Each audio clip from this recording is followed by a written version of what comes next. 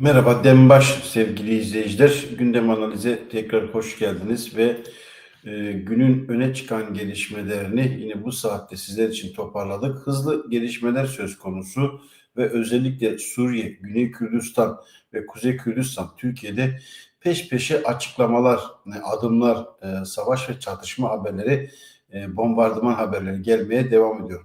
Sabah yaptığımız programda da özetlemeye çalışmıştık. Özellikle İsrail'in sürece dahil olması, Suriye'de yeniden sürece dahil olması değişik bir durum ortaya çıkardı. İsrail Şam'a hava saldırısı düzenledi. Sadece Güney Suriye değil, Şam'a hem de geçici hükümetin sarayının hemen yakınlarına büyük bir saldırı düzenledi. İsrail Savunma Bakanlığı açıklama yaptı. Saldırıları devam edecek. Özellikle HTŞ çetelerinin Suriye'nin diğer unsurlarına, asli unsurlarına yönelik baskılara devam ederse İsrail Şam'ı hedef almaya devam edecek. Bu oldukça önemli bir açıklama. Mazlum Abdi, YPG sözcüsünden sonra Mazlum Abdi, Demokratik Suriye güçlerinin temsilcisi, askeri temsilcisi önemli bir mesaj verdi. Suriye'deki bu çatışmalarla ilgili. Suriye'deki çatışmalar devam ederse, Suriye'deki çatışmaların daha sonrası aslında Fırat'ın doğusuna yani Kuzeydoğu Suriye'ye yönelik HTŞ'nin bir askeri plan hareketi var. Aslında bu analizin konusu tamamen ona ayrılacaktır. Ama sıcak gelişmeler söz konusu. İsrail Savunma Bakanlığı'nın açıklaması, Mazlum Abdi'nin açıklaması, Türkiye'nin açıklamaları var. Güney Kürdistan'da 11 drone saldırısı var. Petrol ve üst bölgelerine saldırılar durmak bilmiyor. Kaynağı menşei belirsiz deniliyor. İran mı, İran destekli milis gruplar mı, Türkiye mi bunun tanımlanmış bir yanı yok. Ama Duhok ve Zafo'daki ABD'ye ait, uluslararası şirketlere ait bazı petrol üst bölgelerine, petrol merkezlerine yönelik bombardıman haline alan drone saldırıları devam ediyor. Bu da oldukça dikkat çekici, üzerinde durulmayı gerektiren bir nokta. Ankara'da Dem İmralı heyetinin parti ziyaretleri devam ediyor. Davutoğlu'yla görüştü, Mithat Sancar ve Ferri Buldan ortak açıklama yaptılar. Ve Numan Kurtulmuş Başkanlığında mecliste komisyonun kurulma çalışmaları biraz hızlanmış gibi görünüyor. Türkiye'nin Suriye'deki olup bitene ilişkin önce sevinmesi, şimdi şaşkınlığı ve giderek de tepkisini gösteren bir durum söz konusu. Türkiye niye böyle bir duruma geldi? Suriye'de neler oluyor ve önümüzdeki günlerde neler olacak? Öncelikle HTŞ İsrail ile ilgili açıklamayla başlayalım. İsrail'den gerçekten önemli bir hamle var. Bu da aynı İran-İsrail füze savaşı ayarında bir durum söz konusu. Suriye'ye yönelik İsrail'in saldırıları Güney Suriye'de, özellikle Süveyde bölgesinde ve Güney Suriye'deki HTŞ'ye ait tankların vurulması ardından Şam'ın merkezine, geçici hükümet sarayının yanı başına hava saldırısı düzenledi İsrail. Bu konu oldukça dikkat çekici. Düzüleri korumak istediklerini belirttiler. Şu ana kadar İsrail Hava Kuvvetleri son 24 saat içinde Suriye'ye tam 160 hava saldırısı düzenledi. Bu sırada Suriye Geçici Hükümeti Savunma Bakanlığı unsurları Suriye'deki Drüzilere karşı bir saldırı başlattı. Ama İsrail Savunma Kuvvetleri Suriye'nin güneyindeki Suriye rejimine ait askeri hedeflere yönelik saldırılarını sürdüreceğini belirtti. Suriye İnsan Hakları Ağı Süveyde ilinde en az 169 kişinin öldüğü ve 200'den fazla kişinin yaralandığını belgelemiştir deniliyor.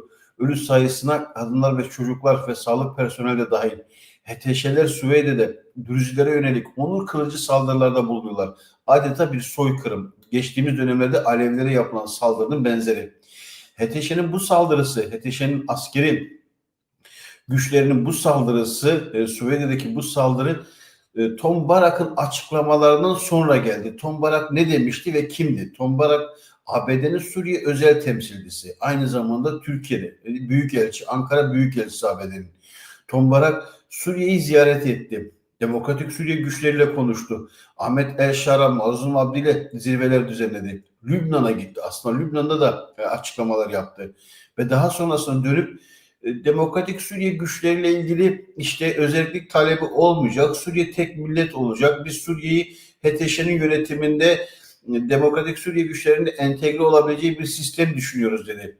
Ahmet El-Şara'yı terör örgütü listesinden çıkardılar HTŞ'yi ve ABD yaptırım kararlarını da kaldırdı. Dolayısıyla HTŞ'ye oynayan bir Amerika Birleşik Devletleri'nin bu çabası, daha doğrusu Tom Barak'ın bu çabası sonrasında ortalık karıştı. Ortalık birçok yönüyle karıştı. Çünkü özellikle meselenin farklı bir noktaya evrilmesini sağlayan durum Tom Barak'ın açıklamasından hemen sonra HTŞ'nin askeri gücü, sivil milisleri ve ordu gücü Süveyde'ye, Güney Suriye'deki Dürzilerin yoğun yaşadığı köylere, illere yönelik bir saldırı başlattılar. Alçakça bir saldırı. IŞİD, DAEŞ uygulamaları söz konusu. Korkunç görüntüler var. Ekranlarınıza çok fazla getirmek istemiyorum. Aynı Alevi katliamında olduğu gibi. Çünkü HTŞ'nin zihniyeti hakikaten DAEŞ, El-Kaide, El-Nusra zihniyetinin devamı. Bu fırsat bulduklarında Suriye'deki etnik ya da mezhepsel farklılıklara yönelik baskının boyutlarını gösteriyor. İşte Tom Barak şimdi oturup düşünmek zorunda. Bir taktik hamle miydi? HTŞ'yi böyle gaza getirip bu provokasyon sonrasında İsrail'in saldırılarıyla farklı bir şey mi hedefleniyordu? Yoksa gerçekten düşüncesi bu muydu? Ama ABD eğer böyle düşünürse Suriye'deki durumun ne kendisi lehine ne de bölge halkları lehine herhangi bir geçerliği olmayacak. Mazlum Abdi'nin açıklaması da oldukça dikkat çekici ve önemli bir açıklama. Mazlum Abdi bu açıklamayı X platformu üzerinden yaptı. Mazlum Abdi'nin açıklamasında çok dikkat çekici noktalar var. Mazlum Abdi yaptığı açıklamada sürece müdahil olabileceklerinin işaretini veriyor. Bu oldukça önemli.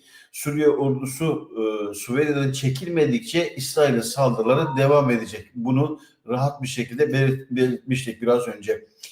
Ve Demokratik Suriye Güçleri Genel Komutanı Mazlum Abdi, Süveyde kentinde Dürzilerle Şam güçleri arasındaki çatışmalara ilişkin aynen şunu söylüyor. Kobani açıklamada kendilerine çağrı yapıldığını, koridorun açılması talebi bulunduğunu belirterek Dürzilere yönelik saldırıların tamamen durması gerektiğini kaydetti. Açıklamada şu ifadeleri kullanıyor. Süveyde'deki halkımızdan siviller için güvenlik koridorlarının temin edilmesi ve kendilerine hedef alan saldırıların durdurulması yönünde çağrılar alıyoruz. Kadın ve çocukların öldürülmesi, dini sembollere saldırılması insanlığa ve Suriyelilerin değerlerine karşı işlemiş bir suçtur. Bu saldırgan eylemler derhal durdurulmalı, sorumlularından hesap sorulmalı diyor. 14 yıllık savaşın ardından artık kanın durma vakti gelmiştir. Suriye intikamla değil, diyalog ve akılla ayağa kalkacaktır. Druzi halkımızın meselesi ulusal bir meseledir. Çözümü anayasal çerçevede diyalog yoluyla olmalıdır diyor. Suriye'nin güneyinde Ürdün sınırında yer alan ve Dürzilerin yoğun yaşadığı bölge Süveyde bölgesi. Bunu da hemen bilgi olarak sizlerle paylaşalım. Çünkü bu mesele tam anlaşılmadan HTŞ'nin hangi boyutlarda ne gibi zararlar vereceğini tam olarak anlayamayız. Süveyde kentinde özellikle Güney Suriye'de Dürzilerin yaşadığı bir bölge. Dürzi milislerle Arap Bedevi aşiretler arasında bir çatışma ve gerilim vardı. 13 Temmuz'da başlamıştı. Devam ediyor. Ama 48 saat süren çatışmaların ardından Suriye Geçici Hükümeti ve Şam yönetimine bağlı gruplar da bölgeye geldi ve Dürzilerle çatışmaya başladı. Daha önce Dürzileri koruyacağını açıklayan İsrail, Dürzi toplumuna yönelik saldırıların ardından devreye girdi ve Suriye'ye saldırılar başlattı. Suriye Savunma Bakanı Katz, Suriye'nin güneyine yönelik saldırılar için Dürzilere zarar verilmesine izin vermeyeceğiz. İsrail kenarda durmayacak dedi. Gerçekten de durmuyor. İsrail'in yaptığı hava saldırıları Şam bölgesine, Süveyde bölgesine HTŞ'yi belki biraz daha caydırıyor. Ama Mazlum Abdi'nin açıklamasıyla beraber okuduğumuzda ortaya bambaşka bir durum çıkıyor. Çünkü aslında HTŞ aynı zamanda Suriye'de Dürzileri durdurursa yeni bir cepheyi Fırat'ın doğusunda, Kuzeydoğu Suriye'de açmayı planlıyor. Yani Demokratik Suriye güçlerini de askeri zorla kendi istediği boyuta çıkarmayı planlıyor. Tam gözü kesmiyor Ama bazı bölgelerde çetelerde saldırtarak özellikle Mazlum Abdi'nin bu konudaki uyarısı, sabah saatlerinde YPG basın sözcüsünün açıklaması çatışmalar giderek yaygınlaşabilir. Suriye'nin tamamını kasıp kavurabilir ve bu durumda ortaya çok acı sonuçlar çıkar. Şu anda çıkan sonuçlar da oldukça ağır. Çünkü birçok yönüyle baktığımız zaman özellikle Dürüzlere yönelik saldırılarda, Alevilere yönelik saldırılarda insanlık dışı vahşet söz konusu. Dolayısıyla örneğin bakın bir kare var. Suriye haberleri internet sitesinde yayınlanan bir görüntü var. Bu görüntü size hiç de yabancı gelmeyecek birçok açıdan herkes biliyor. Günlerdir burada dikkat çekmeye çalışıyoruz. Suriye'deki durum değişecek. Bakın HTŞ unsuru göğsünde DAEŞ'in sembolü var ve Süveyde geçici hükümete bağlı Savunma Bakanlığı'na ait 82. Tugay'ın bir unsuru DAEŞ bayrağı taşıyarak Süveyde şehrine girmeye hazırlanıyor. Bütün bunlar, bu gelişmeler bir şeyi gösteriyor. Aslında Kürt Halk Önderi Abdullah Öcalan da aynı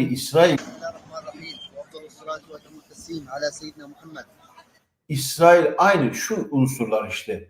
Şu anda ekranda görüyorsunuz. Dolayısıyla durum Kürt Halk Önderi Abdullah Öcalan altını çize çize Ömer Öcalan'a, kardeşi Mehmet Öcalan'a, heyete, HTŞ işittir. Alevileri, Dürüzleri korumak Demokratik Suriye güçlerinin de görevidir şeklinde açıklamalarda bulunmuştu. Bu mesajlar bir şekilde yansımıştı. İsrail'de HTŞ'yi IŞİD'in bir türevi olarak değerlendiriyor, çete olarak değerlendiriyor, meşru olarak görmüyor. Buna rağmen Demokratik Suriye güçleriyle HTŞ arasında 10 Mart 2025'te bir anlaşma imzalandı. Buna bağlı kalınacaktı ama bu anlaşmanın alt maddeleri hala yürürlüğe girmiş değil. Birkaç maddede anlaşma, uzlaşma olsa da ABD Suriye temsilcisinin açıklamasından sonra, Tom Barak'ın açıklamasından sonra HTŞ Alevilere yönelik saldırıları azaltarak devam ettirse de bu sefer Dürüzlere yönelik bir saldırı içerisine girdi. Dolayısıyla durum Suriye'de yeni bir sürece işaret ediyor. Bu süreç Suriye'de etnik çatışmanın daha fazla kanlı ve daha fazla zarar verici boyutlarını gösterecek. Bu meseleye eğer ki doğru bir şekilde önlem alınmazsa, doğru bir şekilde Mazlum Abdi sivillere yönelik ihlal edenlerin sorumluları hesap vermeli diyor. Bu konuda Demokratik Suriye güçleri koridorlar açılmasını ve insanların tahliye edilmesi gerektiği konusunda ifadeler kullanmıştı.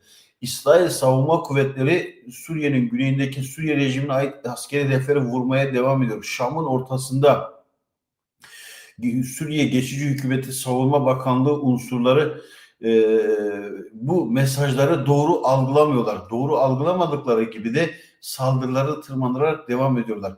Yeni bir aşama var ki bu meseleyle ilgili işte Ronhay TV'de Dürüzü çocuklar, kadınların yaşadıkları görülüyor. Aynı işte şimdi bu tablo karşısında HTŞ'den Demokratik Suriye beklemek, IŞİD unsurlarını tasfiye etmeden, radikal İslamcı örgütleri ve zihniyeti tasfiye etmeden ondan demokrasi beklemek gerçekten çok zorlayıcı bir durum. İşte görüyorsunuz 80 yaşındaki bir insanın bıyıklarının kesilerek aşağılandığı görüntüler ve daha sonra kurşuna diziliyor. DAEŞ yöntemi.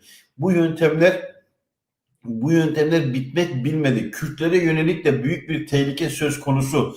Kürtlerin askeri gücü ve kendini savunma refleksi olmasa bu hakikaten HTŞ'nin hedefinde aynı. Belki de Kobani işte görüntüleri görüyorsunuz. Misafirhanede kanlı infaz, yürek burkan. Bu görüntüler HTŞ'nin yaptığı, ABD'nin işte demokratik olarak göstermeye çalıştığı, yeniden birlikte çalışacağı ve Kürtleri entegre etmeye çalıştığı sistemin unsurlarının yaptığı vahşet bu. Bu noktada eğri oturup doğru konuşmakta fayda var. İsrail'in HTŞ'ye yönelik politikasında doğruluk payı var.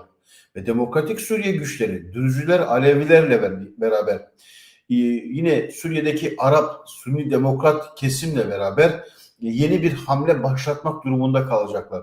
Objektif olarak şartlar bunu onlara zorluyor. Dolayısıyla ABD'nin açıklamaları, yani bunu IŞİD ancak bu kadarını yapabilirdi.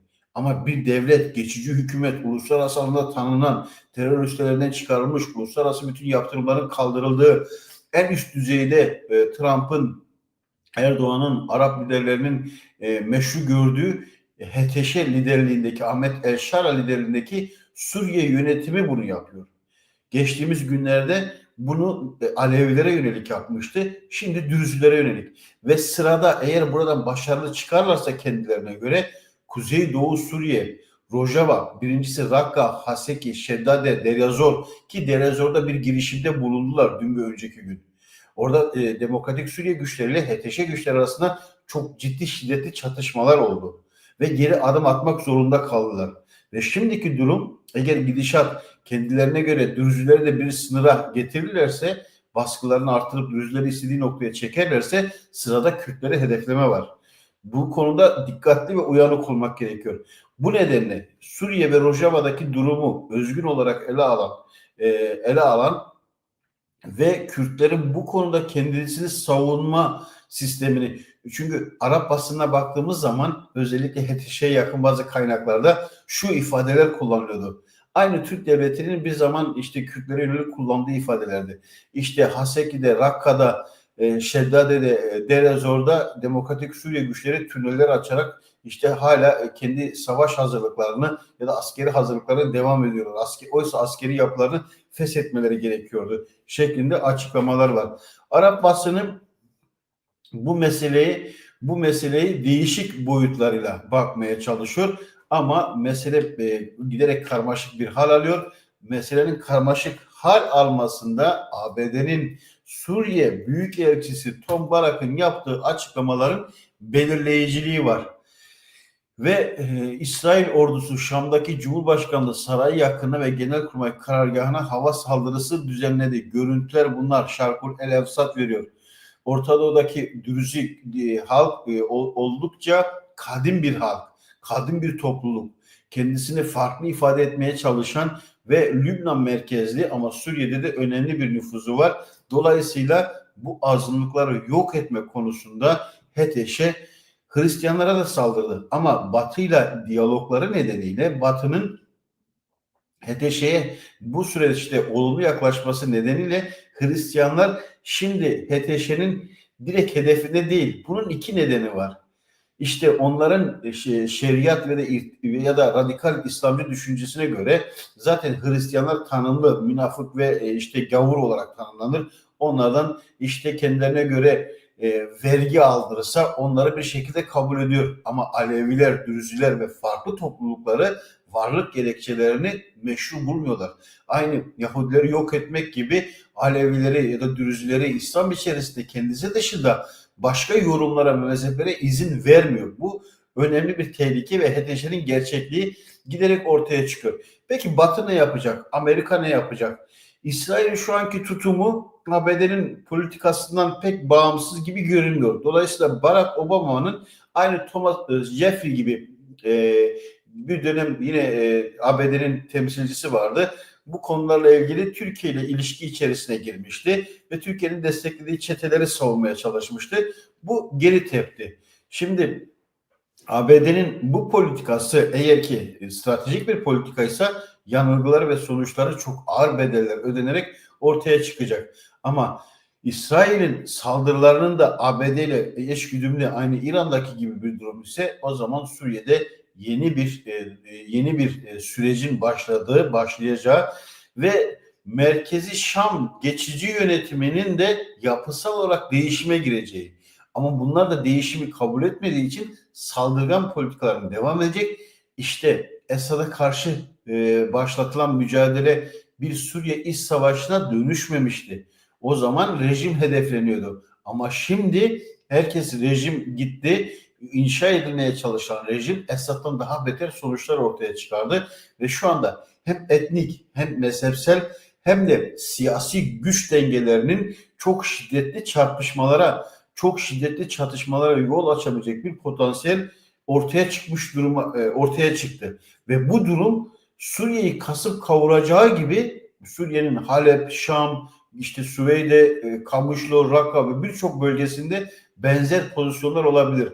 Bu da Suriye'deki çatışmanın 10 yıllarca sürebilecek bir sürecin içerisine sürüklendiğini gösterir. Ve bu kaos çok belirsiz olur. Çünkü kendilerini stabil bir hale getirirler. Şam'da işte gizli servisler kurdular, işte ordu teşkilatını yeniden yapılandırmaya çalıştılar, destekleri aldılar. Yani kendi güçlerini tahkim ettiler. Ama haritaya baktığımız zaman zaten ortadaki durum şunu gösteriyor. Bu haritaya baktığımız zaman IŞİD'in ya da HTŞ'nin, gerçi fark etmiyor ama dil sürçmesi olsa da yanlış bir şey söylemedik. İsrail'in şu anda HTŞ'nin liderindeki geçiş yönetimi Suriye'nin 1/3'ine toprağında. Yani Halep, Humus, Laskiye, Cebles, Tartus ve Şam ve etrafında etkili. Halep karmaşık bir bölge ve Kürtlerin de çok güçlü olduğu bir bölge. Farklı güçler de söz konusu. Türkiye'nin desteklediği çetelerin Serekani, Afrin hattındaki işgali devam ediyor. Orada da HTŞ'ye karşı bir durum söz konusu. Kendi aralarında Kürtlere karşı ya da farklı güçlere karşı birleşseler de ama orada da çatışmalı bir durum söz konusu. Dolayısıyla Demokratik Suriye güçleri de Suriye'nin 1/3'ini kontrol ediyor ve stratejik noktaları, stratejik kentleri, altyapıyı kontrol ediyor. Bu harita, bu dağılım, bu denklem Dürüzüler, mesela Laskiye, Tartus, Cebre hattında Aleviler çok güçlü bir nüfus potansiyeli taşıyor. Orada HTŞ'nin %100 bir egemenliği söz konusu değil. Meşruiyeti de söz konusu değil. Yine Şam ve çevresinde ve Güney Suriye'de HTŞ'yi kabul eden güçler söz konusu değil. Orada da Dürüzü nüfusu var. Bunu kabul etmiyor. Dolayısıyla Halep, Humus ve Şam'a kadar uzanan bir hatta, direkt uzanan, yani Kuzey Suriye'den Güney Suriye'ye kadar uzanan bir hatta merkezi kentlerde geçici yönetimin uluslararası desteğini de sağladığı güçle kendisini otorite haline getirmesi söz konusu. Ama Kuzeydoğu Suriye ve Rojava bölgesi tamamen HTŞ'nin kontrolü dışında askeri, siyasi ve diplomatik olarak. Şimdi dolayısıyla HTŞ işte Alevileri zayıflatarak, soykırımla, askeri güçle, zorla, Düzleri zayıflatarak yönünü %99.9 Kuzeydoğu Suriye'ye çevirecektir. Eğer buradan askeri güçle başarılı çıkarsa bu sefer Kürtleri hedefleyecektir. Kendisine göre Suriye'yi stabil tek millet, tek devlet, Arap ulus devleti haline getirmeye çalışacaktır. Dolayısıyla Kürtlerin burada çok dikkatli olması gerekiyor. ABD'nin bu son politikalarının ne kadar tehlikeli boyuta evrildiğini de gösteriyor. Ve Mazlum Abdi'nin açıklaması aslında üstü örtük bir şekilde HTŞ'ye de uyarı mesajları içeriyor. Çünkü özellikle İsrail'in saldırıları, Mazlum Abdi'nin Süveyde'ye yönelik işte koridor açılsın, siviller hedeflenmesin, hesap verilsin çağrısı aynı zamanda eğer bu konuda olumlu adım atılmaz, hesap sorulmazsa yani çok daha farklı bir durum olur. Bir yorum daha var. ABD Büyükelçisi ve Suriye Özel Temsilcisi Tom Barak'ın son günlerdeki açıklamalarına istinaden yapılan yorum ve analizler var. Bölgedeki bazı kaynaklarda Demokratik Suriye güçlerinin önümüzdeki dönemde Şam yönetiminde daha etkili bir noktaya gelmesi konusunda bir politika değişikliğinin olabileceğinden bahsediyor. Bu nasıl olur? Bunu görmek lazım ama işte İsrail'in Şam'a yönelik saldırısında ortaya çıkan tablo neydi? Ortaya çıkan tablo özellikle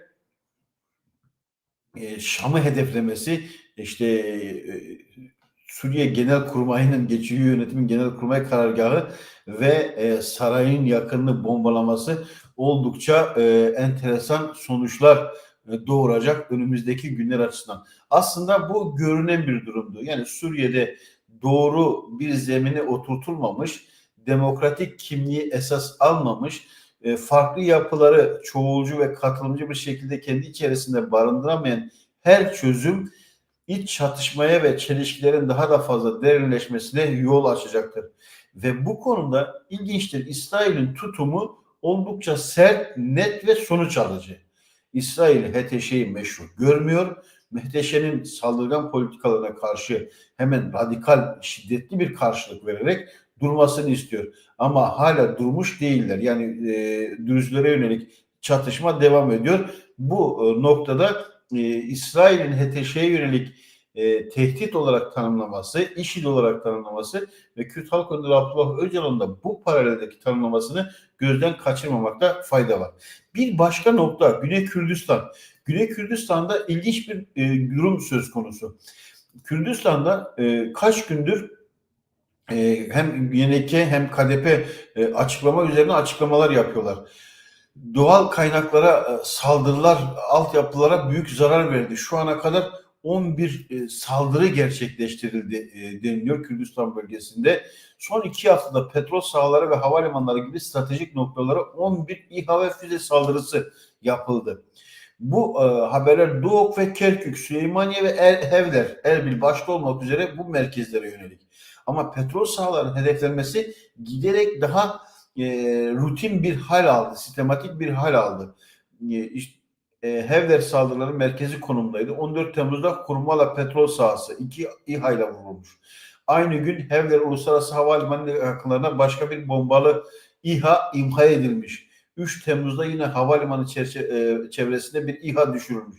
Süleymaniye'de 15 Temmuz Çemçemal ilçesi hedef alındı. 10 Temmuz'da Peşmerge'ye bağlı 70. Birlikler Komutanlığı karargahı hedef alındı ve bir İHA düşürüldü. Ayrıca 1 Temmuz'da Taslusa 70. Birlik karargahı çevresinde 2 İHA etkisiz hale getirildi. Kifl ilçesinde bir İHA düştü. Duhok'ta kritik bir saldırı 15 Temmuz'da Ahmet ilçesindeki Sersing petrol sahasına düzenlenen İHA saldırısı sahada faaliyet gösteren Amerikalı HKN şirketinin üretimi durdurmasına neden oldu diyor.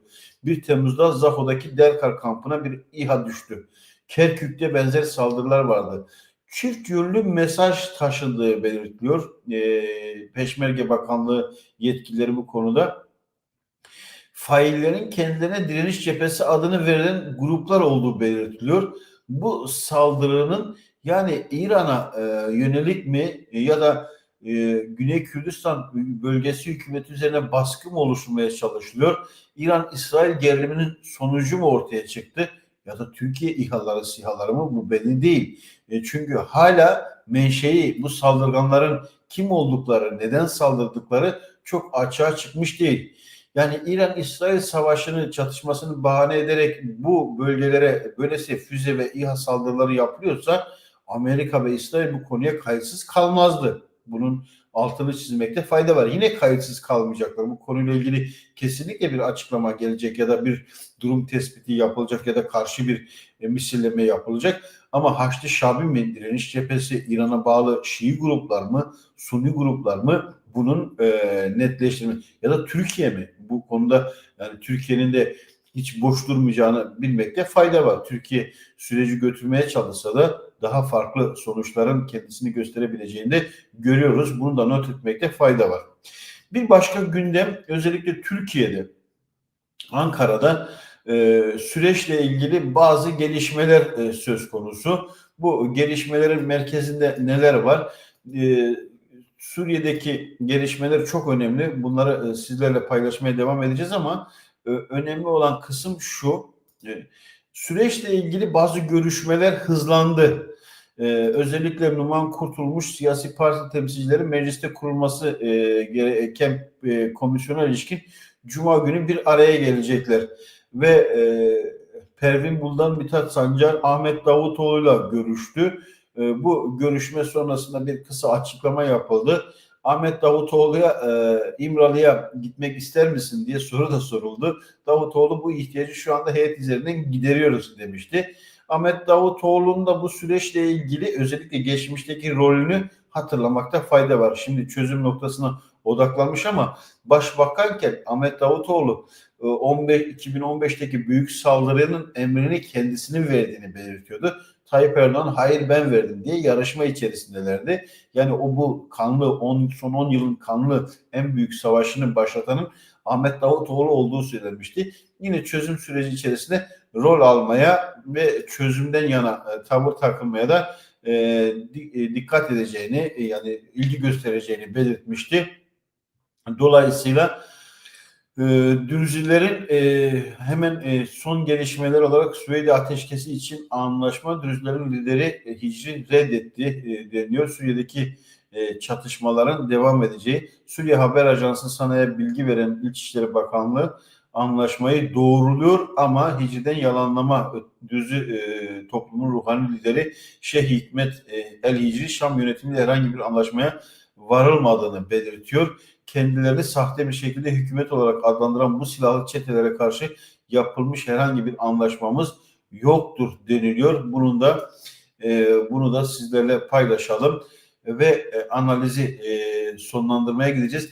Yorumlarınız var. Çok teşekkür ederim ilginiz için, desteğiniz için. Ya sabah yaptığımız programlarda izlenmesine rağmen sınırlama getiriliyor, engelleme getiriliyor. Bu konuda tekrar belirtiyorum. Abone olursanız, bildirimleri açarsanız, mesajlarınızla, yorumlarınızla paylaşarak daha yaygın bir şekilde en azından bir algoritma üzerinde bize yönelik baskı mı söz konusu? Sürekli yayınlarımız sınırlandırılıyor, dolaşıma sokulmuyor. Ama ona rağmen sizin desteklerinizle önemli bir aşamaya geldik. Bu konudaki desteklerinizi esirgemezseniz çok iyi olur. Tekrar birlikte oluncaya dek hoşça kalın diyorum. Tekrar buluşuncaya dek izlediğiniz için çok teşekkür ederim. Dediğim gibi abone olursanız, paylaşırsanız ve yorumlarınızı yazarsanız, bildirimleri açarsanız çok iyi olur. Çok teşekkürler. Tekrar buluşuncaya dek hoşça kalın diyorum.